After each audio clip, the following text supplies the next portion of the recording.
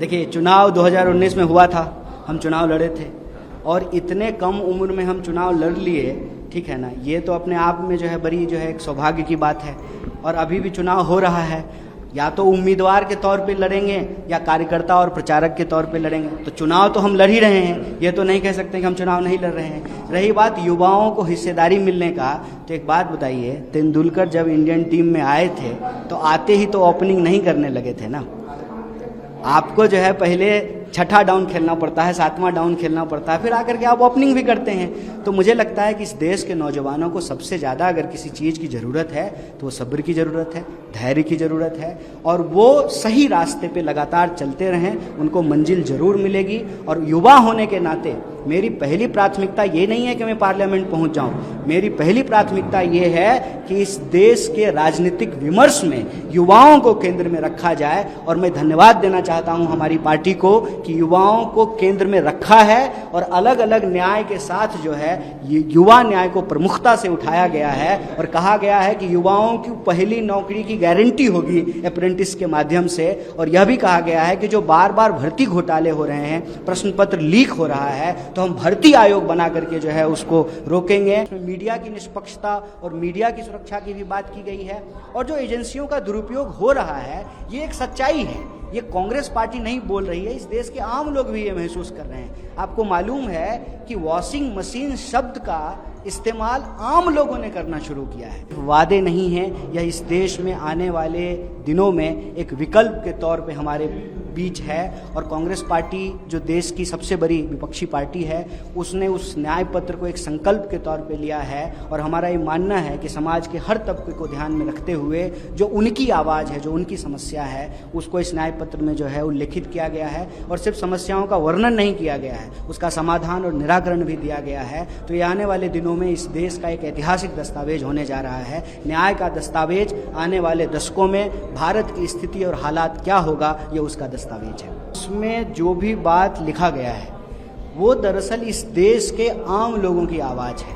और कांग्रेस पार्टी हमेशा से इसी तरीके से काम करती आई है। जैसा कि आज मल्लिकार्जुन खड़गे साहब ने उल्लेख किया कि हमारा जो पहला घोषणा पत्र था उसका भी नाम था व्हाट कांग्रेस स्टैंड्स फॉर। और आज जो यह न्याय पत्र हम जनता के बीच में लेकर के आए हैं, तो यह जो भी बात इसमें लिखा गया है, ये इस देश के आम लोगों की आवाज़ है।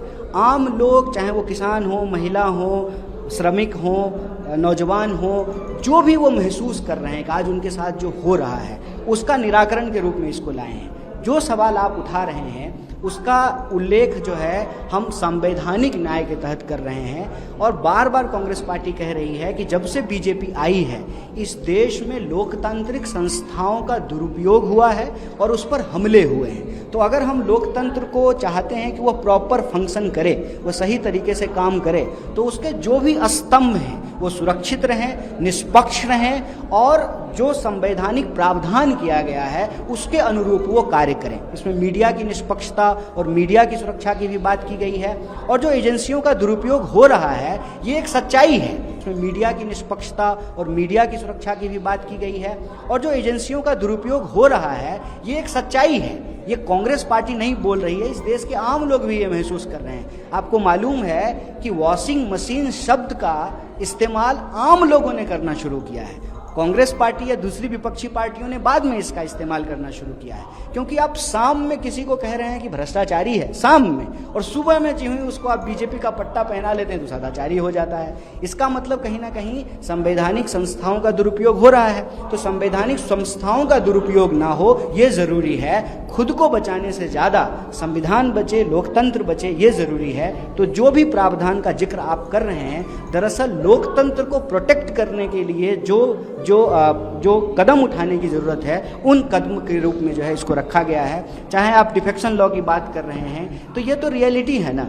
चुनी हुई सरकार को जिस तरीके से टॉपल किया जाता है, जिस तरह से विधायक को खरीद लिया जाता है, जिस तरह से रिजॉर्ट पॉलिटिक्स हो रहा है, तो यह तो मत की चोरी है ना। लोगों ने वोट आपको दिया, सरकार आपकी बनाई, अब आप जो है जाकर के बिक जाएं करोड़ों रुपया लेकर के, या आप डर जाएं संस्थाओं के दुरुपयोग से आप घबरा जाएं, जांच एजेंसियों से आप घबरा जाएं, तो ये कहीं ना कहीं डेमोक्रेसी को रिग किया जा रहा है, लोकतंत्र को रिग किया जा रहा है। इसीलिए लोकतंत्र को बचाने की कार्रवाई के तहत यह ज़रूरी है कि तमाम संस्थाएं और तमाम जो संविधान के अंतर्गत प्रावधान किए गए हैं कि न्यायपालिका ठीक से काम करे, कार्यपालिका ठीक से काम करे, विधायिका ठीक से काम करे, मीडिया ठीक से काम करे और सब अपने अपने अधिकार क्षेत्र में सुरक्षित महसूस करते हुए निष्पक्षता से काम करें, उसका जिक्र जो है इस न्याय पत्र के अंतर्गत किया गया। वॉशिंग मशीन शब्द जो है आप लोगों की जुबान पे आ गया, आज आप न्याय पत्र ले आए, तो न्याय पत्र क्या आप लोगों की जुबान पे आएगा, उसके लिए क्या आप लोगों का प्लान है? देखिए, मेरा इसमें सीधा कहना है कि जनता जो महसूस कर रही है आज उस बात को सुनना बहुत ज़रूरी है। किसी भी लोकतांत्रिक देश में किसी भी लोकतांत्रिक पार्टी को जमींदार जैसा बर्ताव नहीं करना चाहिए। अल्टीमेटली आपको वोट लेने के लिए जनता के पास जाना है, तो आप जनता के साथ रहेंगे, जनता से जुड़े हुए रहेंगे, तो उनकी जो आवाज़ है, जो ऑर्गेनिक आवाज़ है, उसको अगर आप सुनेंगे तो आपका घोषणा पत्र दरअसल जनता का घोषणा पत्र होगा। और जनता अगर किसी चीज़ को अपना मानने लगती है, उसको लगता है कि उसका जिक्र, उसके हक की बात, उसके साथ जो अन्याय हो रहा है, उस अन्याय से निराकरण की बात अगर किसी दस्तावेज में है, तो उस दस्तावेज को वो अपना दस्तावेज बना लेती है। जैसे संविधान को तो संविधान सभा ने बनाया, लेकिन इस देश के लोगों ने उसको अपनाया। आप दुनिया का इतिहास उठा करके देखिए, कहीं फ्रीडम चार्टर का जो है जिक्र किया जाता है, फ्रीडम चार्टर लिखा जाता है, फिर जनता उस फ्रीडम चार्टर को जो है अपना चार्टर मान लेती है, फिर देश को जो है आज़ादी मिलती है और फिर जो है फ्रीडम चार्टर के आधार पर संविधान का निर्माण होता है। तो ये एक ऐतिहासिक प्रक्रिया है जो चलती आ रही है। इसीलिए आज हमारे राष्ट्रीय अध्यक्ष ने कहा कि हमारा पहला घोषणा पत्र व्हाट कांग्रेस स्टैंड्स फॉर, जो एक आधार तैयार की जिस पर देश चला, देश आगे बढ़ा, उसी तरह से यह आने वाले भविष्य का एक ऐतिहासिक दस्तावेज साबित होने जा रहा है। किसी भी व्यक्ति को अपने साथ अगर कोई अन्याय महसूस हो रहा है तो उसको न्याय मिले,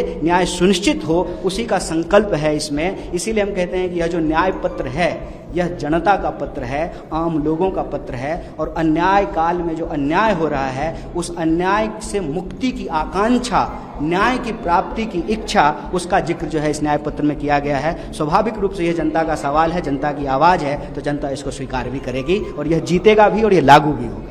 न्याय की बात कर रहे हैं तो युवाओं के साथ कहाँ कब कांग्रेस पार्टी में न्याय होगा? आप एक युवा है, कब हम आपको या देश अपनी पार्टी के लोग थे जो कहते भी हैं कि आप लोकसभा या पार्लियामेंट पहुंचे, तो आप देख क्या कब आप चुनावी मैदान में दिखाई देंगे? देखिए, चुनाव 2019 में हुआ था, हम चुनाव लड़े थे और इतने कम उम्र में हम चुनाव लड़ लिए, ठीक है ना, ये तो अपने आप में जो है बड़ी जो है एक सौभाग्य की बात है।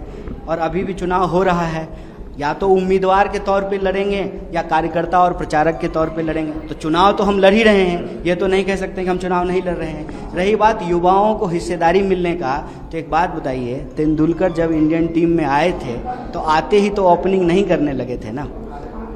आपको जो है पहले छठा डाउन खेलना पड़ता है, सातवां डाउन खेलना पड़ता है, फिर आकर के आप ओपनिंग भी करते हैं। तो मुझे लगता है कि इस देश के नौजवानों को सबसे ज़्यादा अगर किसी चीज़ की ज़रूरत है तो वो सब्र की ज़रूरत है, धैर्य की ज़रूरत है, और वो सही रास्ते पे लगातार चलते रहें, उनको मंजिल ज़रूर मिलेगी। और युवा होने के नाते मेरी पहली प्राथमिकता ये नहीं है कि मैं पार्लियामेंट पहुंच जाऊं, मेरी पहली प्राथमिकता ये है कि इस देश के राजनीतिक विमर्श में युवाओं को केंद्र में रखा जाए। और मैं धन्यवाद देना चाहता हूं हमारी पार्टी को कि युवाओं को केंद्र में रखा है और अलग अलग न्याय के साथ जो है ये युवा न्याय को प्रमुखता से उठाया गया है और कहा गया है कि युवाओं की पहली नौकरी की गारंटी होगी अप्रेंटिस के माध्यम से। और यह भी कहा गया है कि जो बार बार भर्ती घोटाले हो रहे हैं, प्रश्न पत्र लीक हो रहा है, तो हम भर्ती आयोग बना करके जो है उसको रोकेंगे। तो हमारा पूरा भविष्य तो इसी बात पे है कि हमको पढ़ने का अधिकार मिले, जब हम पढ़ाई पूरा करें तो हमको रोजगार का अधिकार मिले, उसको इस न्याय पत्र में शामिल किया गया है।